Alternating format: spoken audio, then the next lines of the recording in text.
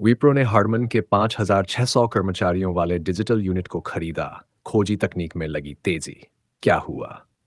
विप्रो ने सैमसंग की सहायक कंपनी हार्मन की डिजिटल ट्रांसफॉर्मेशन सॉल्यूशंस यूनिट को $375 मिलियन लगभग 390 करोड़ रुपए में खरीदने का समझौता किया है।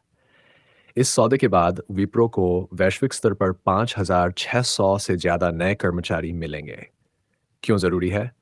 यह कदम विप्रो की इंजीनियरिंग और डिजिटल सेवाओं, खासकर एआई समर्थित डिज़ाइन और अनुसंधान एवं विकास में ताकत बढ़ाने की दिशा में है।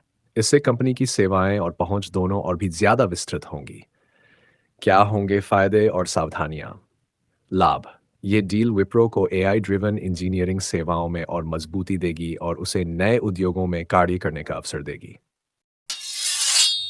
सेबी का बड़ा अलर्ट: करोड़ों का फिनफ्लुएंसर स्कैम, 500 करोड़ तक की कमाई पर रेड।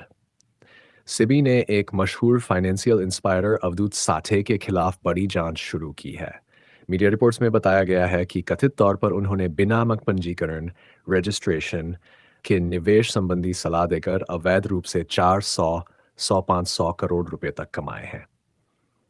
सेबी ने उनके प्रशिक्षण केंद्र पर तलाशी ली और राय दी कि अगर कोई शिक्षा नाम पर गुमराह कर रहा हो और गारंटीड रिटर्न का वादा कर रहा हो, तो ये नियमों के तहत नहीं आता।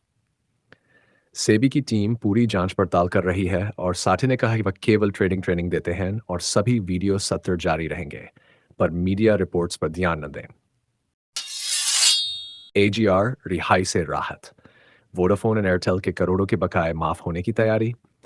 भारतीय सरकार वोडाफोन आइडिया और भारतीय एयरटेल बकाए एडजस्टेड ग्रॉस रेवेन्यू के मुद्दे में राहत देने की तैयारी कर रही है। अगर ये मंजूर हो जाता है तो वोडाफोन आइडिया के बकाए करीब 83,400 करोड़ से घटाकर 28,000 करोड़ किए जा सकते हैं। एयरटेल का बकाया 42,000 करोड़ से घटकर 10,000 करोड़ तक है। ये प्रस्ताव प्रधानमंत्री कार्यालय द्वारा देखा जा रहा है और संचार विभाग डॉट ने सरकार को भेजा है। भारतीय एयरटेल के शेयरों में हाल में मामूली बढ़त देखने को मिली है। 22 अगस्त 2025 को बाजार में कमजोरी के बीच भी कंपनी का शेयर 1,932.90 रुपये तक गया। ये दिन इंडेक्स के गिरने के बावजूद बेहतर प्रदर्शन था, लेकिन ये अभी अपनी 52 सप्ताह की उच्चतम कीमत 2,045.50 रुपये से लगभग 5.5% नीचे ही है। 50 में बड़ा बदलाव: हीरो मोटोकॉर्प और इंडसइंड बाहर, इंडिगो और मैक्स हेल्थकेयर हो सकते हैं नए सितारे। क्या बदलाव हो रहा है? नेशनल स्टॉक एक्सचेंज ई ने निफ्टी 50 इंडेक्स में सितंबर 2025 की पुनर्समीक्षा रिबैलेंसिंग की घोषणा की है। इसके तहत हीरो मोटोकॉर्प और इंडसइंड बैंक को इस सूची से हटाकर इंडिगो, इंटरग्लोब एविएशन और मैक्स हेल्थकेयर को शामिल किया जाएगा। यह बदलाव 30 सितंबर 2025 से लागू होगा। ये क्यों महत्वपूर्ण है? ऐसे इंडेक्स में शामिल होने या बाहर होने से भारी निवेशक तथा म्यूचुअल फंडों की आवक जावक होती है। नुवामा अनुसंधान के अनुसार मैक्स हेल्थकेयर में करीब $400 मिलियन का निवेश हो सकता है। कंपनी शेयरों का प्रदर्शन कैसा रहा? इस साल जुलाई तक मैक्स हेल्थकेयर के शेयर लगभग 9.3% बढ़े, जबकि इंडिगो के शेयर लगभग 28.6% की बढ़त दिखा चुके हैं। वहीं इंडसइंड बैंक के शेयर लगभग 17.6% नीचे गए हैं। हीरो मोटोकॉर्प में मामूली 1.8% की वृद्धि हुई है। सावधान: नेक्सा में 1,40,000 का डिस्काउंट, hyundai में लाखों तक की बचत। कार लेने का समय है अब।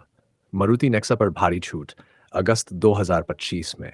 मारुति सुजुकी ने अपनी नेक्सा रेंज जैसे Baleno, Fronx, Grand Vitara, Ignis, XL6, Jimny और इन्विक्टो पर डिस्काउंट और एफर्स का ऐलान किया है।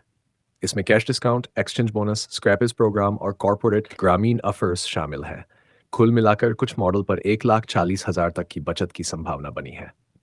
हंडे पर आकर्षक ऑफर्स: हंडे ने अगस्त में अपनी लगभग पूरी लाइनें अप पर बेहतरीन ऑफर्स दिए हैं। Cash discount, exchange bonus, scrappage लाभ भी शामिल हैं। उदाहरण के तौर पर हंडे ट्यूसॉन एसयूवी पर 1 लाख तक, वीन्यू एसयूवी पर 85,000, ग्रैंड i10 नायो सीएनजी पर 85,000 जैसे भारी लाभ दिए जा रहे हैं।